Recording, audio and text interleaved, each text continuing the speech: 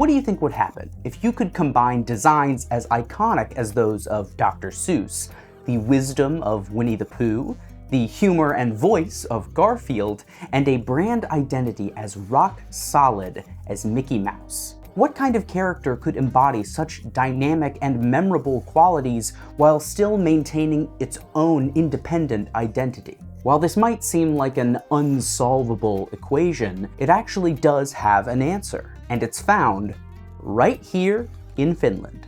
The Moomins, a family of trolls resembling fuzzy, bipedal, pot-bellied hippopotamuses, are a semi-official national icon of Finland at this point, worth an estimated 700 million euros as a brand. So why is it that they are so relatively unknown outside of Finland, especially where I'm from, North America?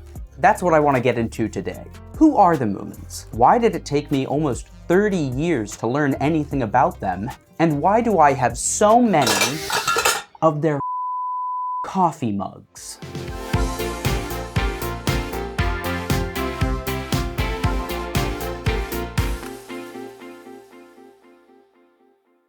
Welcome to Finlandria. I'm Landry, and this is where I share my experience as an American immigrant living in Finland. So first, who are the Moomins?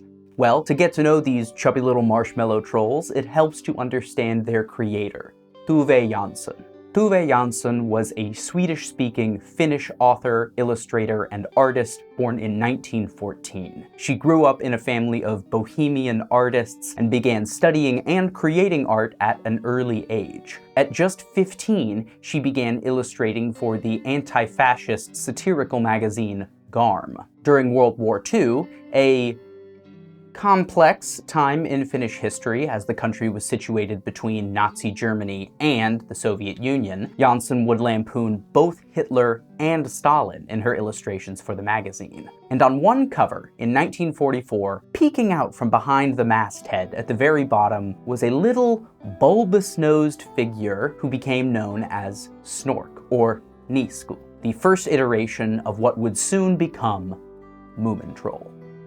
Jansson had been toying with the idea of the characters since she was young, crystallizing it during this period of adulthood as a way to re-explore the blissful childhood she'd enjoyed, while also unpacking the existential dread that came with the Second World War.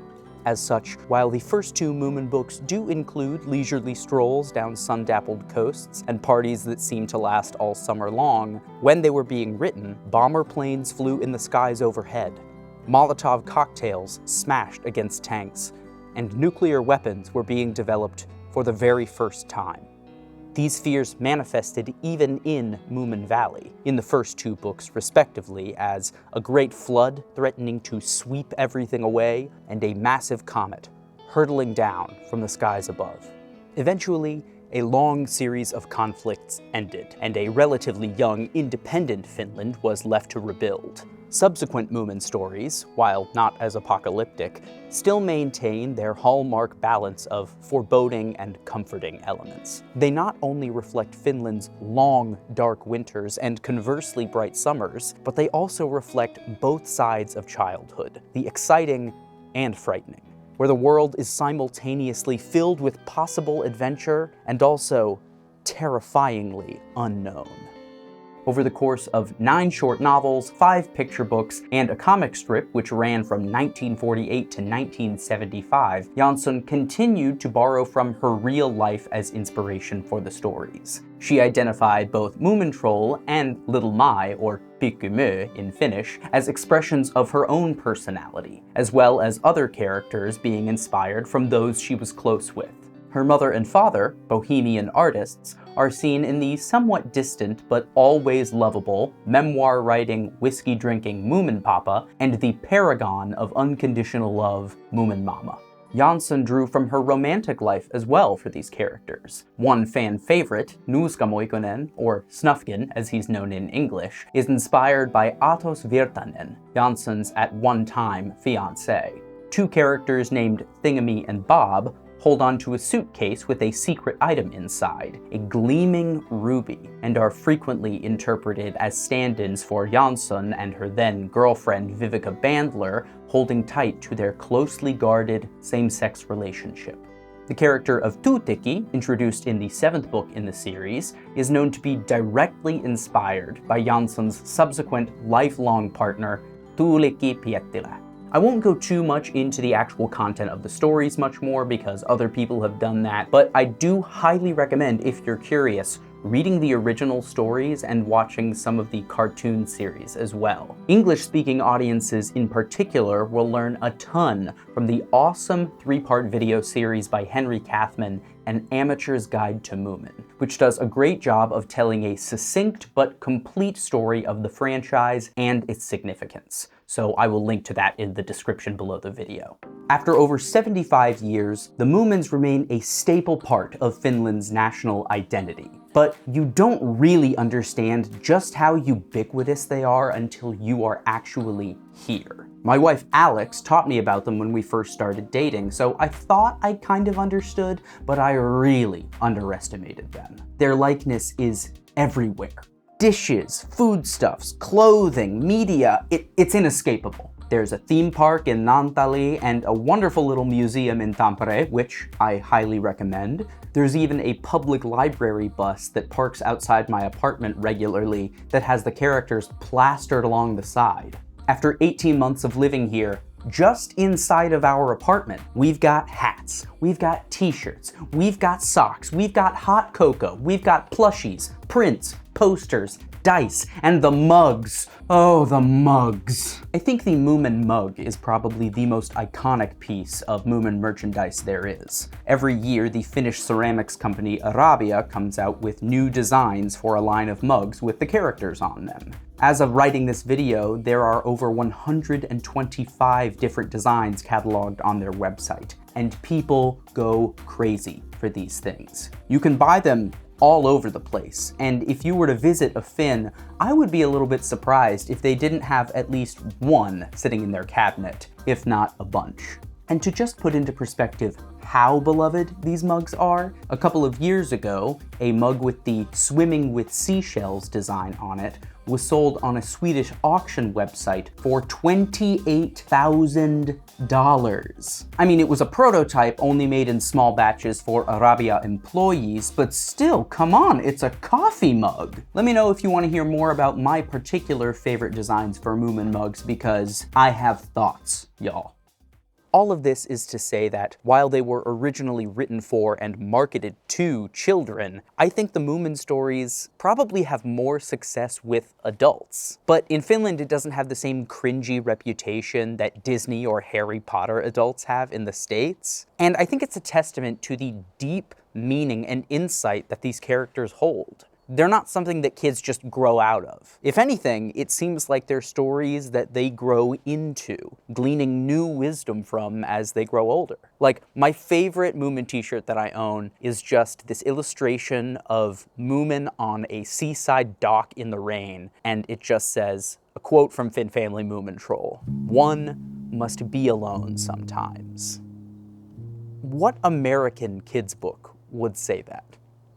While some have been critical of the modern Moomin boom, or mummibummi, as a crass commercialization of Tuve's original art, I think it pales in comparison to similar situations with beloved American characters. While there have been a few missteps, Jansson's family has held tight to the copyright all these years, strategically licensing the character in order to maintain Tuve's original vision, as well as consistency in branding.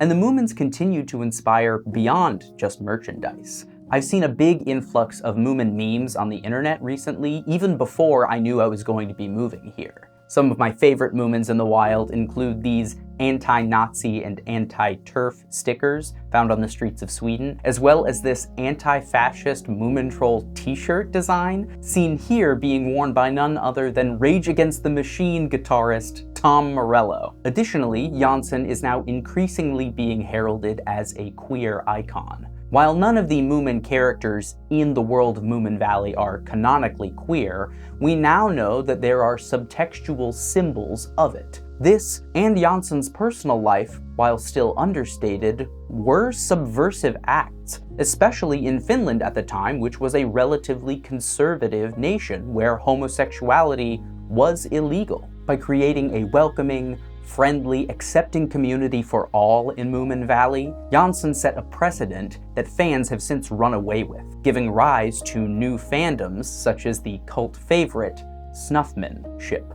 These fan-driven interpretations might seem at odds with the consistency in branding that I mentioned before, but they really aren't that far off. While the Moomin Characters Limited Company does emphasize Moomin cannot be licensed for political or violent content, they also state that he should be used in messaging consistent with Tuve's original stance, which I think was itself pretty political, if understated. Queer life, as quiet as Jansson's was, is a political act, whether intentional or not. Moomin first appeared in the margins of an anti-fascist satirical magazine. The original stories allude to the horrors of war and the bounty of undisturbed nature. Whether the official rights holders like these more modern, drastic expressions of ideology or not, the Moomins have taken on a life and meaning of their own.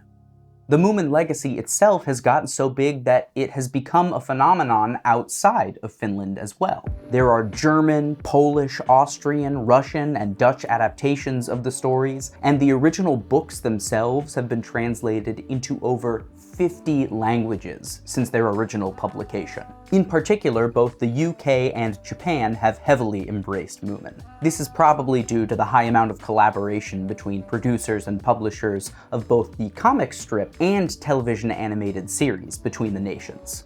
The only Moomin brick-and-mortar store locations are in Finland, Sweden, the UK, Japan, South Korea, and Hong Kong. Also, apparently, there's one in Hawaii as well, but there were reports that it was closed at one point, but now it seems to be back open, which, big if true, the most recent Moomins television series, Moomin Valley, is a collaboration between British and Finnish production companies. And just listen to some of the English voice cast that we have here. Taron Egerton, Rosamund Pike, Matt Berry, Warwick Davis, Kate Winslet, Jennifer Saunders, Matt Lucas, Richard Ayoade, Rhys Darby, and these are just some of the ones that I in particular recognize. This is just one of the reasons that it kind of boggles my mind why the Moomins were never able to establish a foothold in North America when they could in the UK. Which really gets to my other question. Why did the Moomins never make it in North America? A cursory Google search shows that I'm not the only one curious about this. Quora and blogs are littered with people asking why the series never took off in North America, and they usually come to one of a handful of common explanations. There hasn't ever really been a big push to market Moomin in North America. Aside from the few instances that I've already mentioned, it's pretty hard to come across Moomin content in the United States and Canada. I had only heard about them when I was 25 years old, and that was only because Alex, my now wife, taught me about them, and she had lived here for a year already. The original Moomin books were published and sold at one point in the United States and Canada, but they didn't sell very well. The only place in the States where you could watch the animated Moomin television series was in Hawaii, and that was only because of the large number of Japanese tourists and immigrants there. They did, however, get their own version of the Moomin cartoon opening theme song, which I think is pretty cool. Here they are, one for one and all.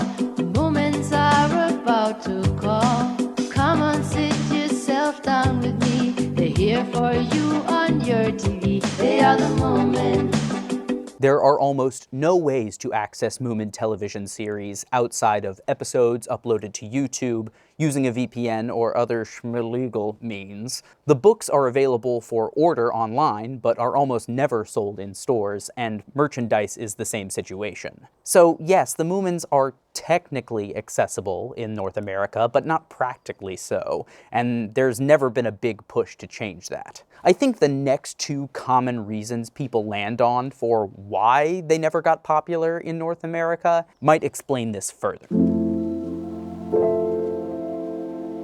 We've already discussed how Tuve Jansson's family holds on to the intellectual property rights of the Moomins. I routinely see comments about how Finnish copyright is particularly strict, and that by not licensing out the character too much, they are attempting to retain control of his likeness as an image. However, I am not a copyright law expert in the United States or in Finland, so I cannot verify this. I can say that had Tuve sold the rights to Moomin to a particular buyer when they had offered to purchase it, there might be some leeway in American copyright law, because that potential buyer has influenced American copyright law probably more than anyone in an entire century. That's right, Disney tried to buy Moomin, and she turned them down. She turned down Disney money.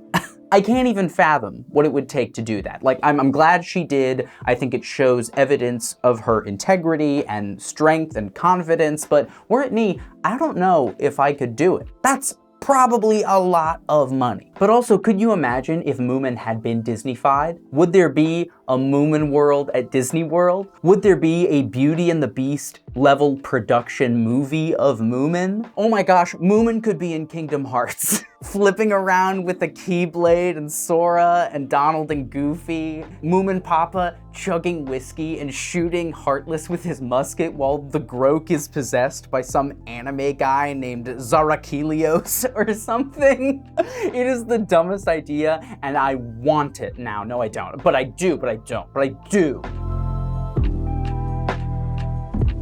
This is probably the most common and, to me, saddest reason people land on when asking why the Moomins never made it big in North America.